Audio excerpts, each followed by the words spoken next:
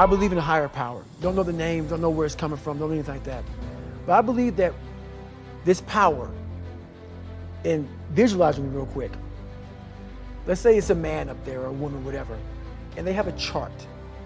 And when you're born, they say David Goggins, born February 17, 1975 at 6 a.m. They write the chart down because they can see everything. They know what you're supposed to be. You die, you go to so-called heaven. You arrive at heaven, I'm 300 pounds. I retired as an Ecolab guy, which is okay, just a job, whatever. I go up there and God looks at me and he shows me my chart. And my chart on there says you were supposed to be a Navy SEAL. You're supposed to weigh 185 pounds. You're supposed to be one of the smartest people on the planet, this, all this. You see this. And now you're in heaven, you made it to heaven, but you're like, God, I was supposed to live that life. I was supposed to live that life. And then you find out that the reason why, because we all think that if we pray on it, if we do this, if we do that, whatever, if we don't work, we just, whatever, it's gonna magically happen for us. No, I believe that when I'm all said and done with, my whole job is to outwork the chart. I want to get up there and say, him look at me and say, I know everything. I didn't see this. I want to feel that. I want to get to the other end of this world, and however I'm being judged, whoever's judging me, to look at me and say, I did not. I had you at 185, I had you at this, but all this other I was riding as you were living it. I want to find more. All I can. And in that sack of you have to dive in that to find more. Because if you're not willing to go in there and face yourself, you're not gonna find anything. You're gonna live right here on surface, man, right here on surface. So if there is an ending to this world and there is somewhere to go and there's a judgment, you're gonna get there and you might see a chart. And that chart may tell you who you should have been.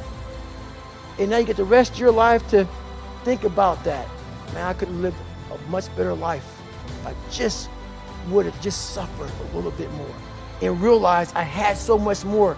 But fear and the 40% and living here versus living here, being afraid, stopped me. So I'm a big guy in visualizing. I'm a big guy in making a world, it may not exist. To me, it does. To me, it does. And I'm overpowering myself every day. And you gotta find tools to do that. That's the tool that I use. So that's what it's all about. Here we go again. Marching down the avenue. One more day and we'll be through. That signifies the end. It's a countdown to military. It's a cadence that we use to keep morale up.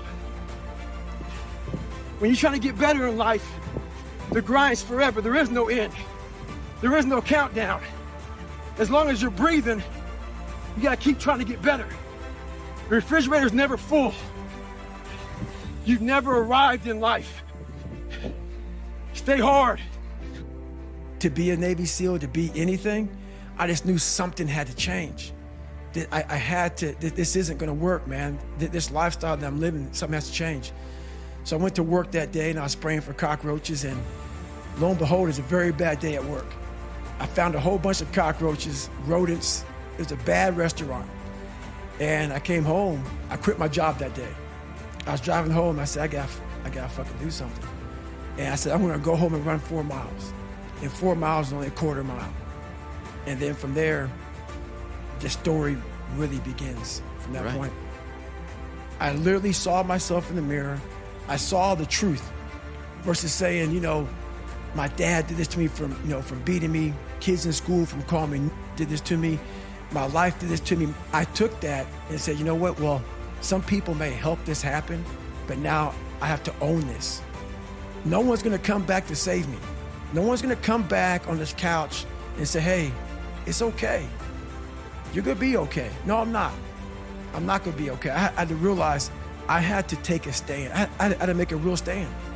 And it was painful to look at who I was, what the world and myself created. It created a a very lonely, depressed, insecure man that would do anything just to have a friend. And I saw that as very pathetic. When you look at the truth, it becomes very ugly and pathetic. This is a lifestyle, man. And people wonder, why am I not achieving more? It's because all of us, once we achieve something, we celebrate for a long years. And we wonder, why don't I have drive anymore? Where's it all at? If you don't develop a routine of suffering, and suffering is not like go out and kill yourself every day, it's being uncomfortable. That keeps you hungry every day. If you live in your victories for so long and say, I'm gonna go challenge myself for 30 days or for 2 weeks or run this one marathon. And it ends, I did one marathon. Okay? That's why it leaves you. It leaves you because you haven't set up the next obstacle. Obstacles is how you grow. You must continue to have friction. Friction is where growth is at. With no friction, there's no growth. Well, you have to own it, man. Like for me right now, I talked here, we've been on here for an hour and 10 minutes. And this isn't about look at me, look how great I am, I'm amazing. You have to really be honest with yourself. And the one thing I was very fearful of was being honest with myself. I was the world's best liar. So you have to go back into that nasty past of your life to fix it. You have to be willing to talk about your past. I'm not saying on the platform that I'm doing it on, but I'm saying that you have to own it. And until you own your past and own the fact that no, a lot of your past didn't come from you. A lot of past may come from your mom, your dad. You may have a drug addiction, alcohol addiction. You may have been sexually abused, mentally abused, physically abused, whatever it comes from, bullied, whatever. It's now yours, man. No one's coming to help you.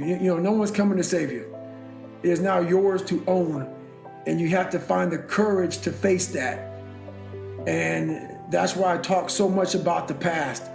And you have to stop being afraid of what other people think about you. You have to stop being afraid of being judged. Stop being afraid of what people are going to think about you once they know who you are, know where you come from, know what you've struggled with, know your journey. So they put me out of training, and this training made me very uncomfortable. So if you can always live in a very uncomfortable mindset, if you can always live very uncomfortable, it becomes part of your life. And I didn't sleep very much, but that became my life, being very uncomfortable.